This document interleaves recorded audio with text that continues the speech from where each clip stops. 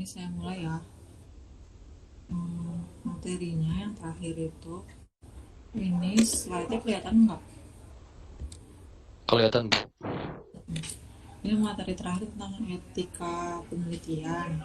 Nanti setelah materi ini saya bakal bahas tentang tugas sama UAS. UASnya tanggal berapa sih? 16 ya? 16 apa 17?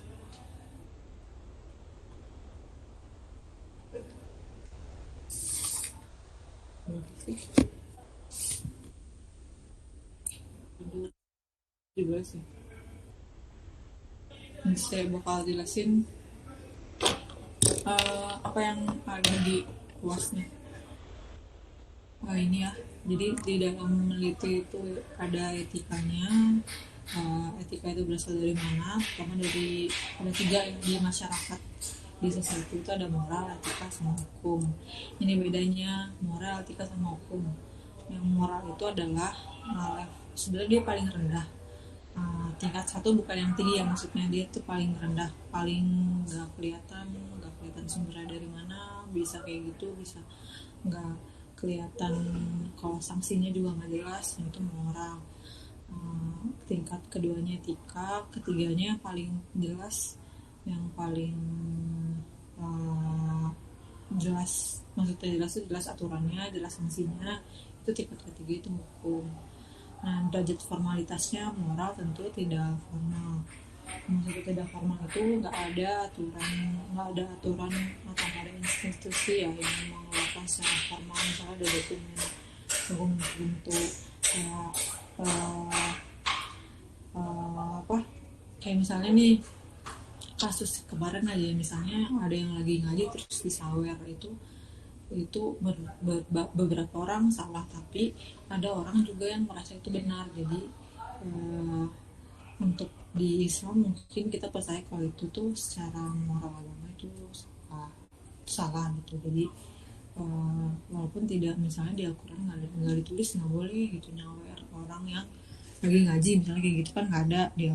Nah, jadi itu sebetulnya masih bahas moral. Terus moral itu kayak di berbagai tempat itu bisa beda.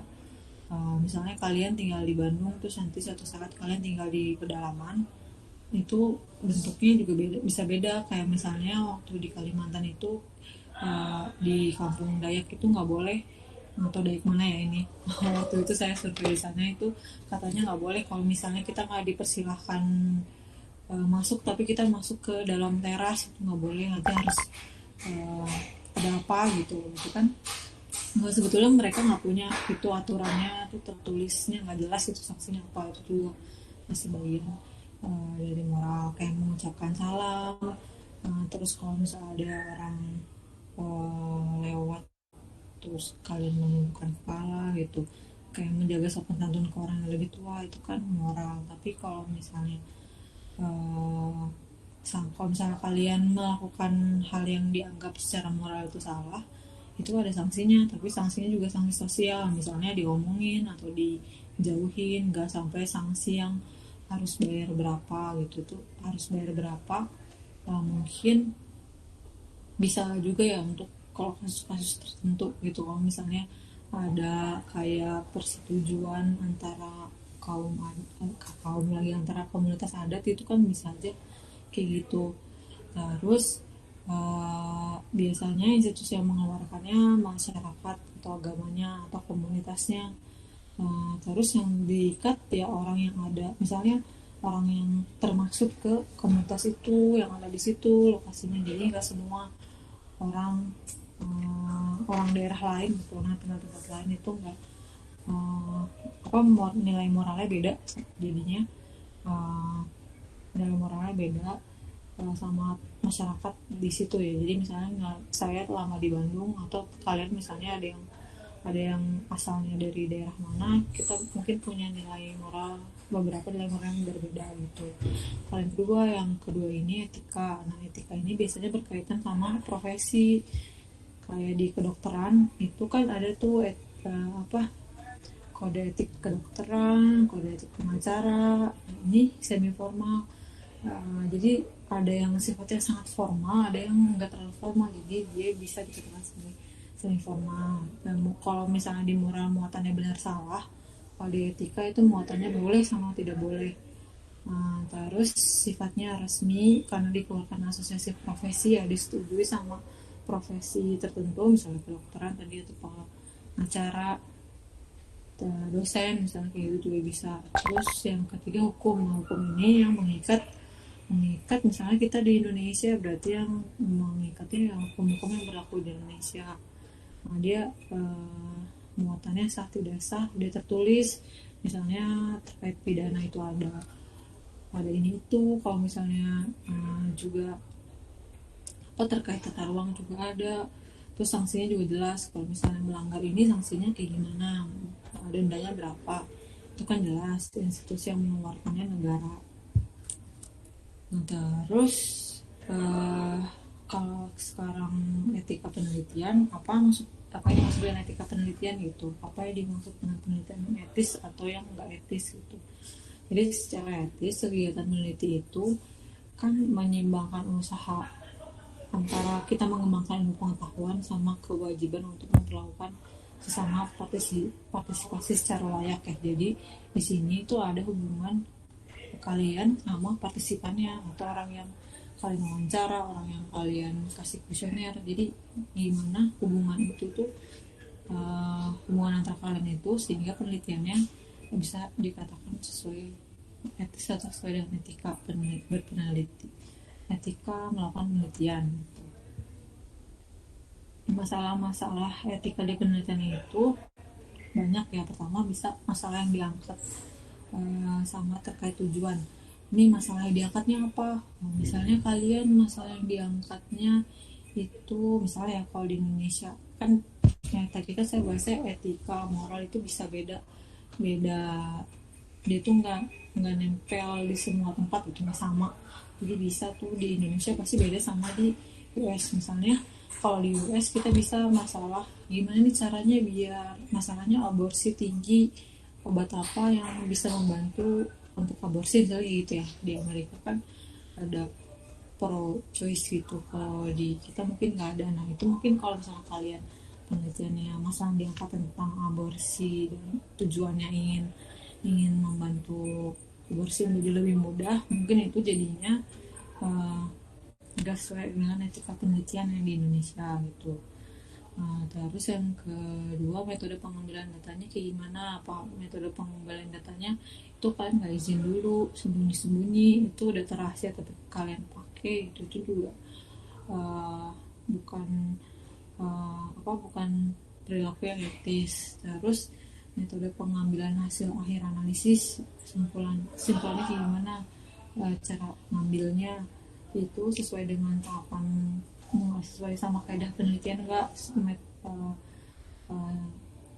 sesuai dengan analisis yang salah hapusnya enggak, misalkan pakai metode apa caranya kayak gitu enggak, apa sebetulnya tuh enggak enggak menggunakan teknik-teknik yang tepat gitu. Terus penulisan laporan, ini berkaitan sama plagiarisme ya. Terus yang terakhir, orang yang jadi partisipannya siapa, terus gimana treatment kalian ke orang tersebut, terus jenis data yang dikumpulkan, misalnya foto juga harus izin, video juga harus izin, itu gimana kalian izin atau enggak, terus perjanjiannya, konsen si orang yang diambil fotonya kayak gimana, lokasi penelitian juga terkait izinnya, terus prosedur dalam melakukan penelitian. Kalau misalnya mau bahas etika melakukan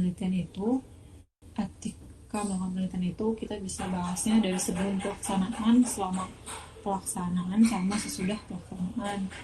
Kalau misalnya sebelum pelaksanaan itu kalian harus memastikan voluntary participation, jadi jangan maksa. Kalau misalnya kalian maksa orang untuk diwawancara, orang yang nggak bisa karena suatu hal, itu artinya kalian udah melakukan upaya yang tidak etis dalam penelitian. Terus inform consent, itu harus dikasih tahu kalau misalnya nanti nama Anda akan anonimus atau data Anda tidak akan disebarkan, jadi itu juga perlu. Terus ya datanya nggak dipakai untuk yang aneh-aneh. Terus jika berbahaya terhadap fisik dan psikis, ini misalnya nih psikologi ya, jurusan psikologi Misalnya jurusan psikologi terkait kekerasan seksual, terus kuesioner atau wawancara. Nah, bisa aja nanti pas kalian wawancara itu memiliki dampaknya ke yang diwawancara gitu, ke responden atau informan. Jadi jangan sampai uh, udah nggak konsen, udah nggak ada nggak ada penjelasan sebelumnya, tahu-tahu ditanyain tentang hal-hal yang bikin partisipan trauma. Itu kan juga hati-hati. Jadi sebelum pelaksanaan penelitian, 4 hal ini harus kalian pikirin dulu gimana caranya biar saya bisa dapat partisipan yang voluntary.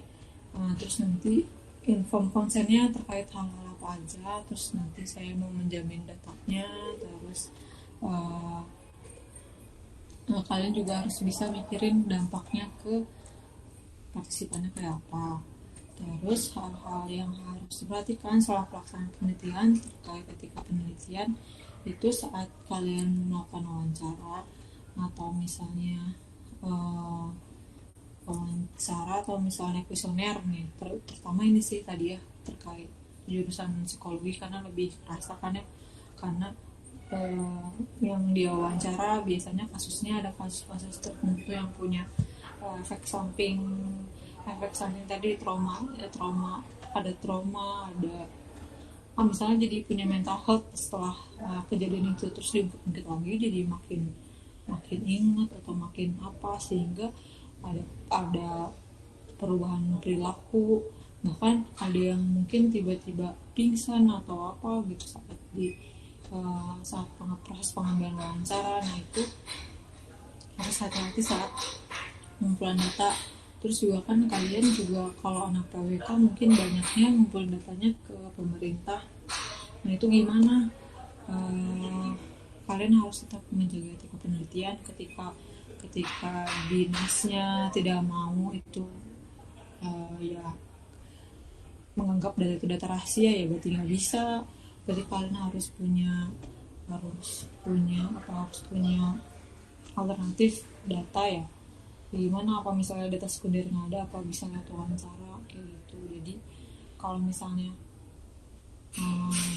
tadi nggak pas yang kalian temui tidak mau memberikan informasi, ya kalian mau nggak mau ya nggak bisa maksa ya, karena prinsip penelitian, etika penelitian itu tadi harus ada konsen, harus ada voluntary. Ketika mereka nggak mau ya jangan dipaksa. Terus setelah pelaksanaan kalian udah wawancara dari 10 partisipan misalnya, terus kuesioner punya 100. Terus gimana setelah datanya dikelola gitu, gimana untuk secara proses pelaksanaan penelitian tahap selanjutnya itu tetap etika penelitian dijaga. Yang pertama, menjaga anonimitas partisipan. Misalnya pas wawancara itu bapaknya minta namanya tidak disebutkan gitu kan, biasanya kalau wawancara gitu, iya mbak, tapi namanya jangan sebutin ya mbak, jangan tahu dari saya, misalnya kayak gitu ya. Berarti kalian harus harus harus apa harus sesuai janjinya. Jadi nanti pas kalian buat artikel atau buat laporan ya jangan sampai ada namanya, karena itu perjanjiannya kayak gitu ya sama partisipan. Terus yang kedua, analisis data itu gimana kalian memperlakukan data dalam prosedur penelitian. Kalau udah mulai manipulasi data, misalnya nih kalian pakai regresi linear, datanya kok nggak linear, terus kalian ubahnya bukan kan. Kalau misalnya ada data yang sifatnya x kuadrat, mau kalian linearin kan sebetulnya secara statistik boleh, tapi misalnya ini kalian mengubah data respondennya gitu, bukan data mengubah rumusnya jadi log gitu, bukan kayak gitu, tapi mengubah data responden yang tadinya jawabnya ini jadi jawab ini gitu biar sesuai dengan keinginan kalian. Itu nggak boleh, itu manipulasi data. Terus laporan tuh harus akurat, harus jelas. Terus jangan yang paling penting itu plagiarisme ya. Jangan sampai kamu penelitian orang dipakai di laporan kamu tuh di kamu anggap sebagai penelitian kamu, atau malah jangan sampai metode orang kamu pakai persis sama walaupun emang harus kayak gitu, tapi kamu nggak melakukan, nggak memberikan citasi gitu, nggak mau rujuk ke orang itu yang mengeluarkannya metode B kayak gini sama. Jadi penelitian yang saya lakukan juga sama dengan orang ini tahun segini caranya kayak gini gitu, jangan sampai kayak gitu. Nah, terus ya harus jelas. Nah, ini kan plagiarisme udah dijelasin ya gimana caranya untuk mengurangi atau menghindari plagiarisme. Menghindari, yang pertama kita nggak boleh mengutip dari sumber secara habis-habisan, maksudnya copy paste satu paragraf enggak. Kan kalian udah diajarin gimana cara paraphrase. Nah, terus gimana stylenya bisa menurut bla bla bla atau bisa dalam kurung di tengah. Terus jangan sampai kalian apa eh, misalnya ngambil mengutip satu kalimat atau dua kalimat, tapi nggak nggak mengutip secara benar, yang ada nama, tahun, berapa, page-nya berapa, itu jangan lupa. Itu kalau nggak di paraphrase ya. Terus tunggu, jadi ada bunyinya. Terus hmm,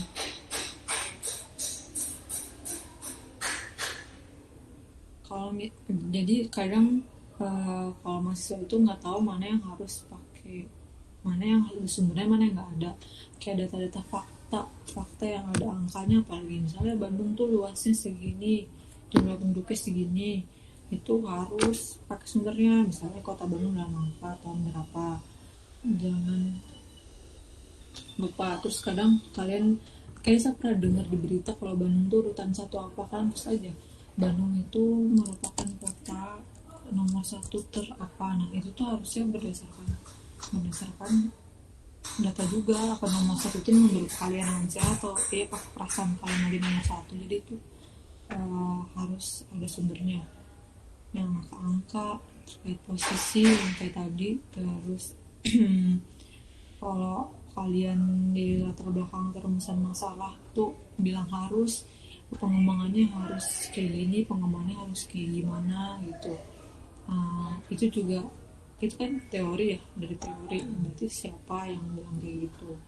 Jangan sampai yang uh, hal-hal hal-hal yang yang ada sumbernya gitu, tapi kamu nggak menyampaikan sumbernya. Terus kadang juga mahasiswa itu nggak tahu mana yang argumen dari mereka, mana yang bukan gitu. Padahal kayak bilang RTH itu harusnya gini gini gini gini gini gitu. Tapi nggak pakai sumbernya, itu harus sumbernya kan juga. Itu kan itu teori ya, bukan mahasiswa kan yang hasil argumen mahasiswa. Jadi itu banyak yang kelupaan, banyak yang nggak kalau misalnya itu sebetulnya teori gitu. Nah ini ya, sebagai penutup, itu kalau misalnya penelitian itu mencari, menghimpun, mengembangkan, dan menguji kebenaran satu pengetahuan dengan menggunakan metode ilmiah. Jadi kuncinya penelitian itu adalah metode yang digunakan itu metode ilmiah. Kemarin kalian belajar nentuin nentuin latar belakang, dari isu, dari teori, tabrakin hingga penyebutkan penelitian, tujuan sasaran, terus gimana cara nentuinnya, metodenya mau pakai kuantitatif kualitatif approach-nya, terus mau tahapan analisisnya mau kayak gimana, dianalisisnya pakai apa tekniknya. Kalau pakai kuantitatif regresi ya pengujiannya harus dilakukan yang klasik non klasik.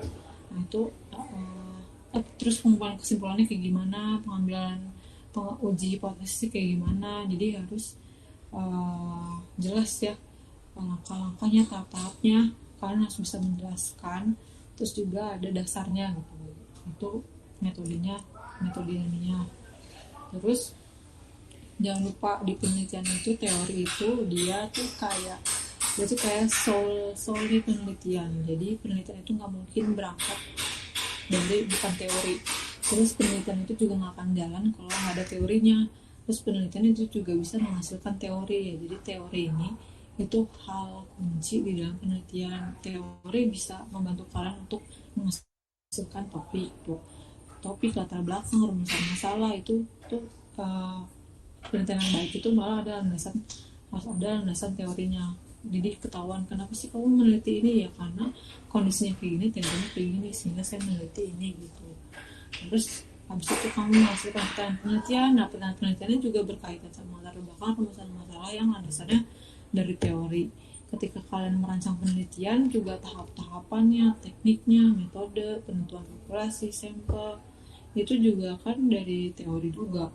Gimana sih cara menentukan populasi, gimana cara menentukan sampel, random random probability itu kayak gimana, terus pengumpulan data juga kayak gimana, analisis apalagi teknik-tekniknya kayak apa, interpretasi, kemudian pelaporan. Nah, buat kesimpulan juga sebetulnya juga uh, harusnya dikembalikan lagi ke teori ya. Jadi kalian nggak bisa kesimpulannya ini meningkat menurun, nggak cuma kayak gitu, tapi teori-teori itu menjelaskannya apa, terus temuan kamu kayak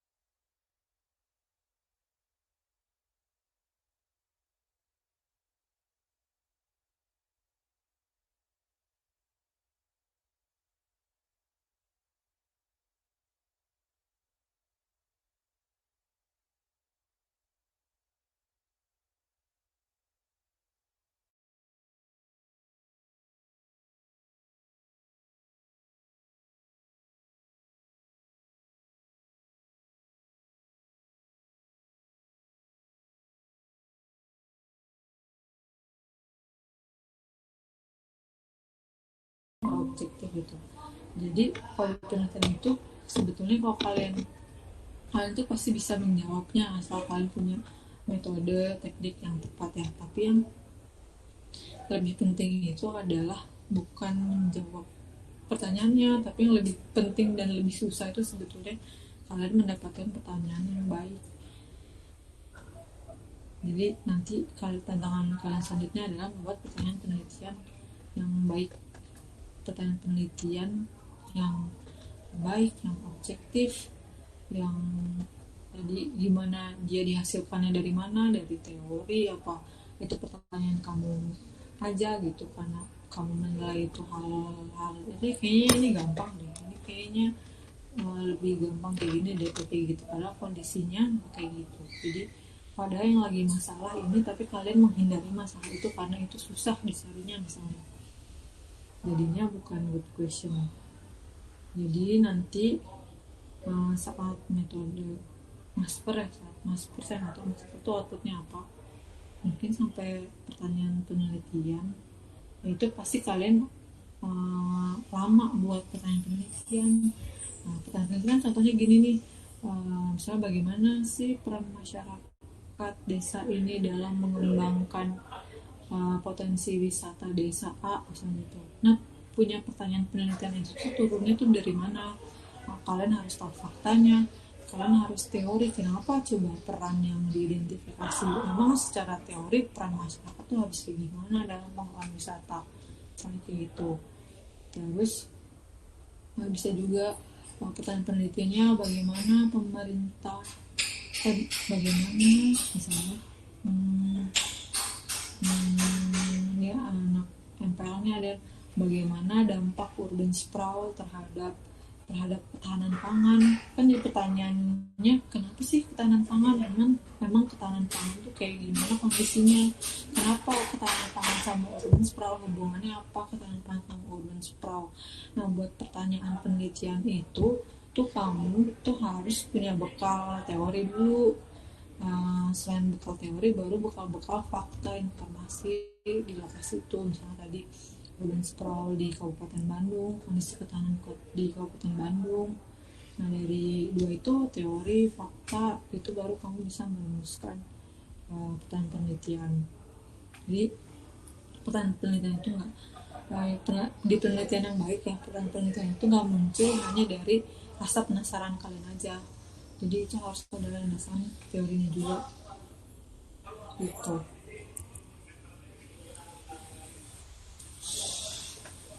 Terus ya, nah nanti kalau kalian buat laporan gitu, nanti kan mulai dari Masper MPL itu kan ada laporan ya, outputnya kalian harus bisa menulisnya dengan baik, karena kualitas itu ditentukan dari isi laporannya. Apa yang kalian tulis jelas nggak, sistematikanya itu kayak gimana, terus apa kerapihannya juga bahkan juga dinilai. Nah, terus typo yaitu bisa mempengaruhi penilaian terhadap laporan penelitian kalian. Kalau misalnya udah banyak typonya, formatnya salah, biasanya dosen-dosen juga ini tuh orang ngerjainnya serius nggak, itu mah jadi pertanyaan balik. Ini kalau kalian ingin ditolak nanti tugas proposal, tugas akhirnya tidak perlu ilmiah ya, artinya harus ilmiah, harus jelas semua tahapannya, harus jelas tekniknya tuh mau kayak gimana, terus alurnya gimana, kalian mendapatkan latar belakang urusan masalah sehingga turun ke tujuan, itu tuh harus ada garisnya, maksudnya harus ada benang merahnya. Apakah sasaran-sasaran ini bisa menjawab tujuan, terus apakah teknik-teknik yang digunakan atau metode analis yang digunakan itu tepat untuk mengukur hal-hal yang ingin kalian ketahui, gimana cara mengambil kesimpulan, itu ilmiah ya. Jadi harus ilmiah. Kalau kamu nggak mau proposalnya pengennya ditolak, ya berarti jangan ilmiah. Terus format baku, ini format baku itu banyak mahasiswa yang mengira ini hal sepele, udah hal sepele, yang penting substansinya, yang penting kontennya. Enggak, tapi jadinya kalau dosen udah baca laporan terus laporannya berantakan, redundan, ini udah dibahas di awal kok dibahas lagi di akhir, terus tiba-tiba ada tabel grafik bilang angkanya berapa, sudah nggak dibahas lagi lebih jauh. Nah, itu jadinya kadang dosen jadi merasa kalian tidak serius, merasa penelitiannya nggak sistematis, merasa mungkin malah jadinya lebih parah lagi, ya malas aja jadinya baca laporan kalian, jadi nggak mau menilai ya, jadi malah jadi nanti ada pengaruh subjektivitasnya, jadi ragu gitu terhadap apa yang kalian lakukan. Terus cantumkan rujukan, jangan lupa. Terus harus gunakan bahasa yang baik ya, jangan pakai bahasa gaul gitu, nggak bentuk puisi juga. Terus kalimatnya harus lengkap, kalimat lengkap itu SPOK, jangan jangan kalau di bahasa Inggris kan SP aja bisa satu kalimat ya, tapi kalau di penelitian kan juga nggak mungkin cuma SP aja ya, karena kan biasanya kalau di penelitian kita pakai kalimatnya lengkap terus kompleks gitu. Terus biar kalian bisa menilai laporan kalian, kan kadang kita kalau buat laporan sendiri kita nggak tahu kesalahan cara penulisan ya, jadi coba ajak temen gitu, kalau misalnya punya teman dekat boleh minta bacain gitu, gimana, terus selanjutnya tuh gimana sih paragraf ini tuh kalimatnya tuh apa koheren gitu, satu per kalimat di satu paragraf. Terus tata bahasa, kadang tanda baca aja suka masih ada yang salah ya. Nih kalau di penelitian itu ada 3 hal yang penting, integrity, komitmen, sama truth ya. Tiga-tiganya harus dijaga sama kalian, nanti saat kalian minta ya, ini harus diingat-ingat. Udah, itu aja materi penutup. Sebelum saya bahas UAS sama tugas, tadi mau tanyain. Selesai kedengeran gak sih? Masih banyak tukang. Kedengeran nggak kali ya?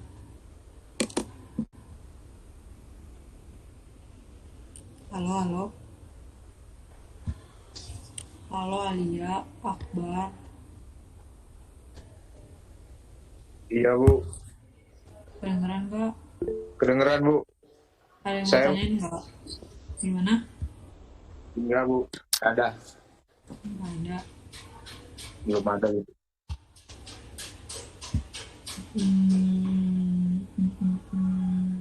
Ini sebetulnya baru baru kayak konsep-konsep metode gitu-gitu ya. Nanti kan sebetulnya kalian tuh bakal semester depan bakal master, habis master metode penelitian lanjut. Nah baru itu kayak kalau kalian merasa kayak butuh nih kayaknya materi-materi atlet kemarin.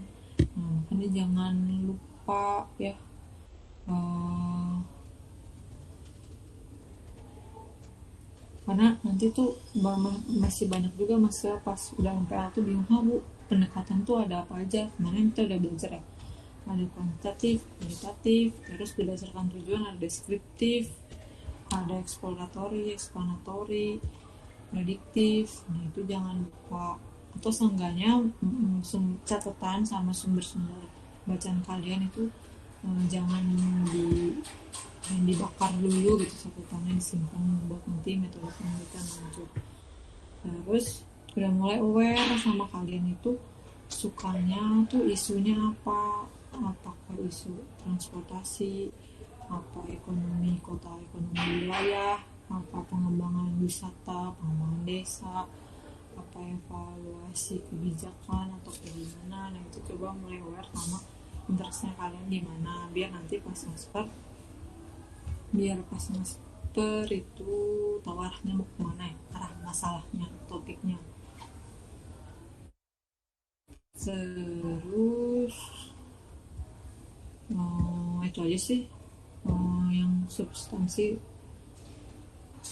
Yang UAS, kalau UAS itu kan sebetulnya nilai komponen besarnya, tugas besar yang kemarin kan udah surveian itu ya, udah coba buat kuesioner dan lain-lain. Nah itu jangan lupa kalian kan masa udah kasih outline juga, laporannya itu desain penelitian ya, kayak proposal penelitian. Ya, apa namanya, eh, latar belakang, tujuan sasaran, latar belakang rumusan masalah, tujuan sasaran itu boleh dijelaskan, tapi nggak usah karena kita isunya di lingkungan di tenas ya, latar belakang sama rumusan masalahnya nggak perlu yang terlalu terlalu gimana, cuma harus tetap ada landasan teorinya ya, kenapa kalian punya pertanyaan pertanyaan ini gitu. Kemudian di tahapannya dan di tahapannya jangan lupa dijelasin nanti kalian analisisnya mau gimana caranya. Terus kemarin yang kuesioner, observasi wawancara itu dilampirin perangkatnya. Jadi kalau misalnya udah ada yang ngisi boleh isinya juga dilampirin hasilnya gitu. Terus dikumpulin pas UAS, hard copy-nya pas UAS, soft copy-nya. Nah di learning itu saya buat assignment-nya. Terus untuk UAS-nya itu pertanyaannya paling cuma 3 atau 4. Yang satu tentang penilaian teman, peer review. Yang ketiga terkait yang kalian lakuin di tugas kelompok. Misalnya kayak yang dulu aja, gimana cara membuat pertanyaan di kuesioner, apa cara membuat POV apa gitu, kaitan DOV dengan teori atau apa, nah kayak gitu.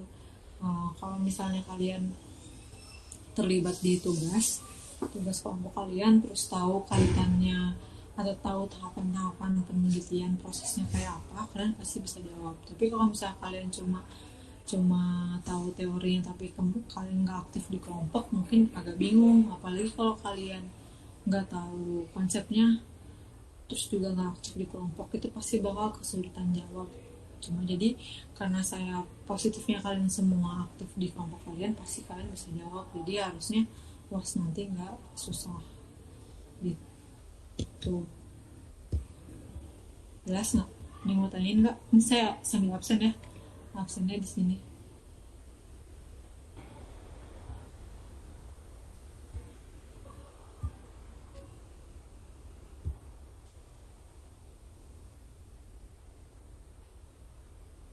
Ada yang mau ditanyain lagi nggak?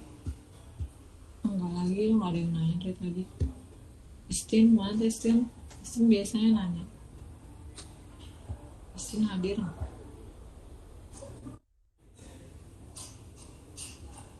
Ya, hard copy sama soft copy dikumpulin. Tapi tunggu, yang hard copy ini saya lagi mikir-mikir ya. Sebetulnya kan kalau waktu online kemarin kan saya selalu selalu coret-coretnya di e-learning ya. Nah kalau ini apa? Tunggu ya. Ya soft copy aja deh. Soft copy aja ya. Jadi kalian nanti pas puasnya ngumpulin tugasnya, ngumpulin jawaban soal UAS aja.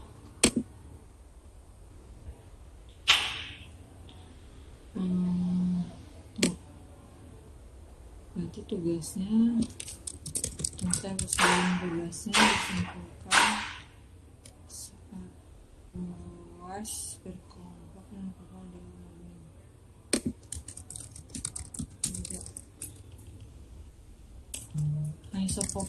Hanya soft copy.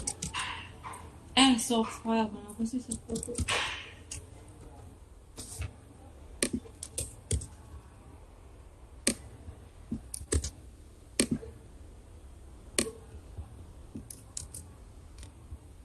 Jadi nggak usah ngumpulin hard copy ya. Ada lagi nggak?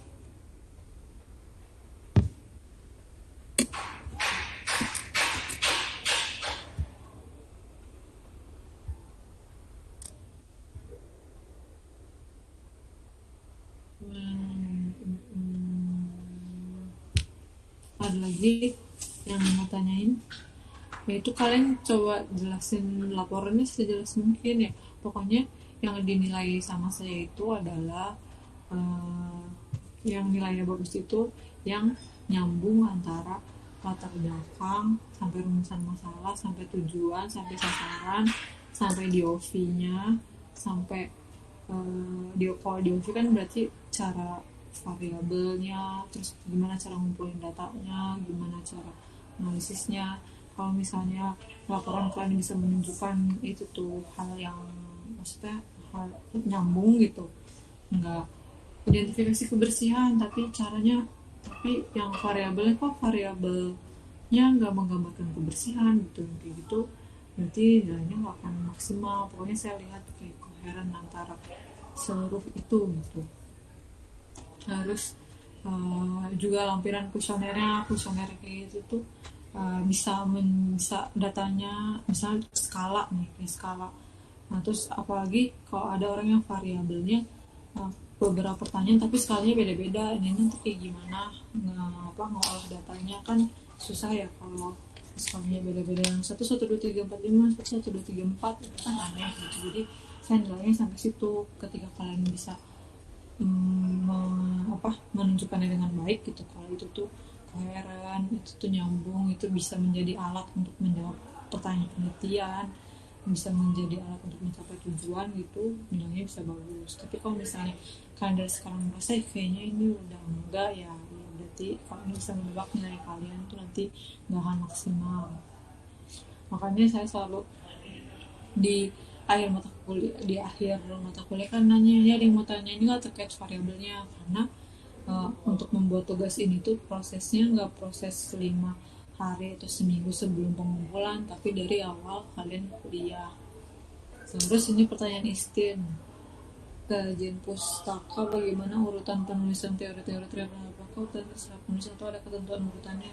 Nah kalau kajian pustaka itu kan kalian kemarin ada materi, ada bibliografi, ada annotated bibliografi sama sama tinjauan literatur sama tinjauan teori ya. Kalau annotated bibliografi itu kan berdasarkan alfabet dari penulisnya.